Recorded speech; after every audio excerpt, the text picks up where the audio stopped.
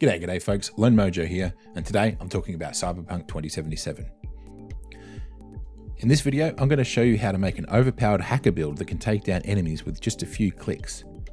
This build's based on the Quick Hack skill tree, which allows you to use various abilities to affect NPCs or surroundings using your Cyberdeck and RAM. So let's take a look at what you need. First up, we're talking cyberware. Now you can see from this that I haven't used all of my cyberware slots, but the main ones we're going to be looking at are in the frontal cortex.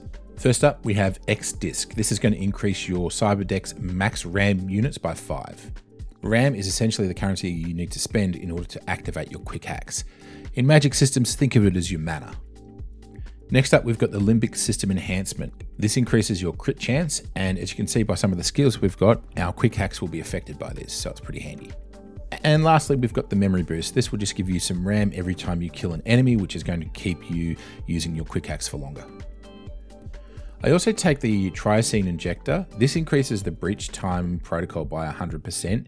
It's not really used for combat so much, but it's great when you're doing breach protocol stuff, so more of a utility.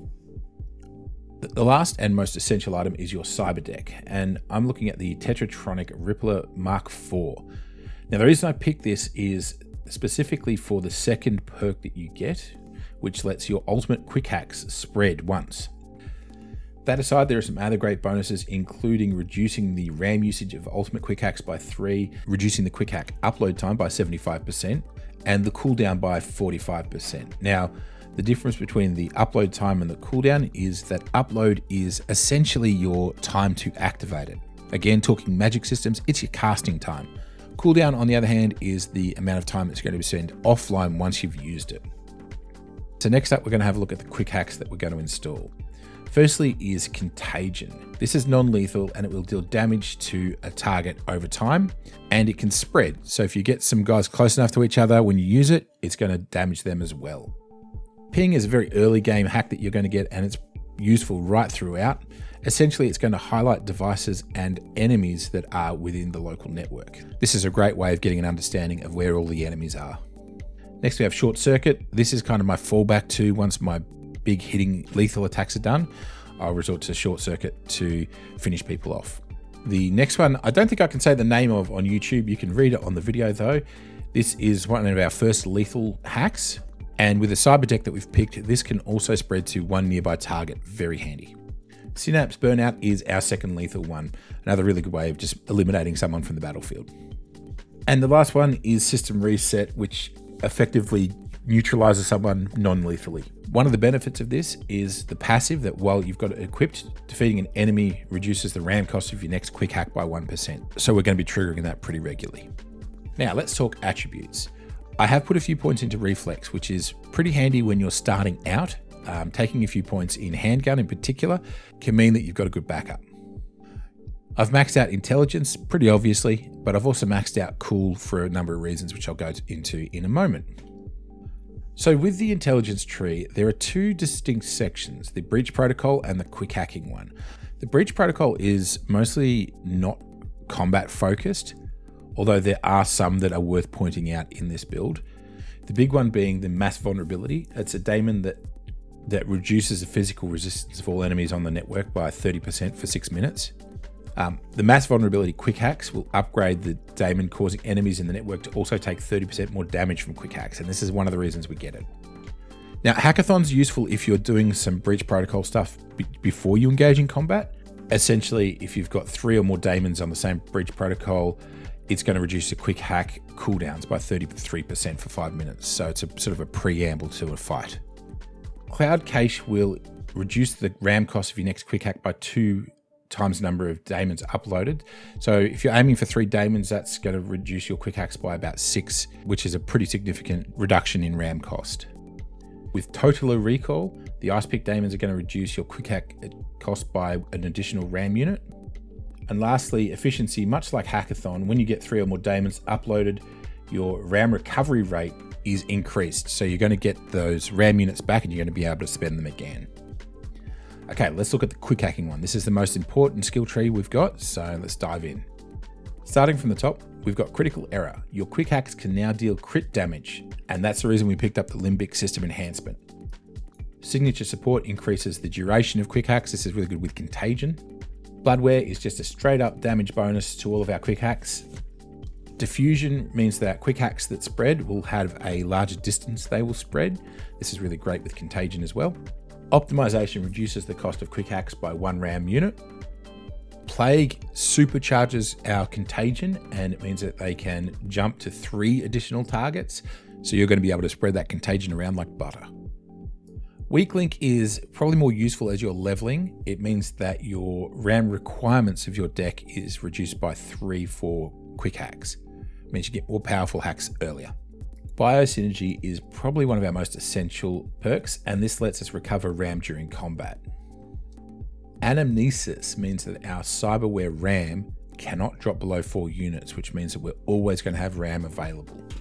Subliminal messages, your quick hacks are simply going to do more damage at the start of the fight when enemies are not aware of you. Forget Me Not means that when you eliminate a target with a quick hack, you instantly recover a RAM. And finally, Daisy Chain. Eliminating a target affected by a quick hack reduces the existing cooldowns of all other active quick hacks. So between Forget Me Not and Daisy Chain, you're going to be getting your quick hacks available more quickly and the RAM to use them more readily. Now, the other perk tree I like to use is Cool, and specifically Cold Blood. I like Cold Blood in general. I think it's got a lot of utility. So the way Cold Blood works is that every time you defeat an enemy, you gain a stack of Cold Blood. And for 7 seconds, you get a buff. And it starts out as movement speed, but we apply some other buffs as we go. Now, this buff can stack up to 3 times, but we've got some shenanigans to increase that as well. Cold and Calculating, landing a crit has a 50% chance of applying a stack of Cold Blood. Coagulant simply means that those Cold Blood stacks aren't going to remove all at once. It's going to remove one at a time, so you're going to have that Cold Blood bonus for longer. Frosty Synapses reduces your quick hack cooldowns by 6% per stack of Cold Blood. Essentially, we're going to get up to 5 stacks of Cold Blood, so this is a 30% reduction in cooldown. Pain is an illusion. This essentially is a damage mitigation, and for every stack of Cold Blood you've got, you're going to reduce damage coming in. Coldest Blood is the bonus that gives us 2 more stacks of Cold Blood. This is going to let us get up to 5. Critical Condition increases your Cold Blood duration by 50%, so you're going to have more uptime again. Quick Transfer. Reduce quick hack upload time by 3% per stack of Cold Blood. This is essentially that cast time that I was talking about. So let's take a look at it in action. Essentially, you start a combat encounter by pinging to see where the enemies are, and then you're going to be cycling between your lethal quick hacks. While they're offline, you're going to use a combination of Contagion and Short Circuit to clean up any enemies still left alive.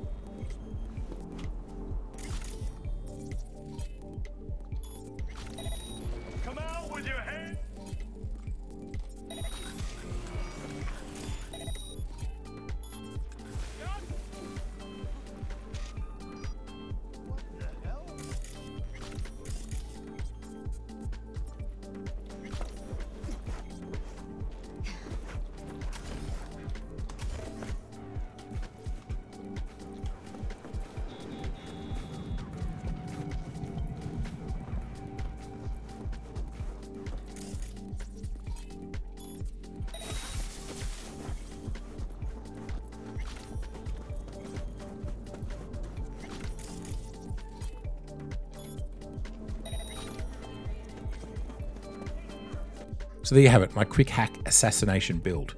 This build is a huge amount of fun as you get to wander around killing people essentially with your mind. So what's your favorite Cyberpunk build? Let me know in the comments below, and if you enjoyed this video and made it this far, please consider liking and subscribing to the channel. It really helps me out, and I'll see you next time.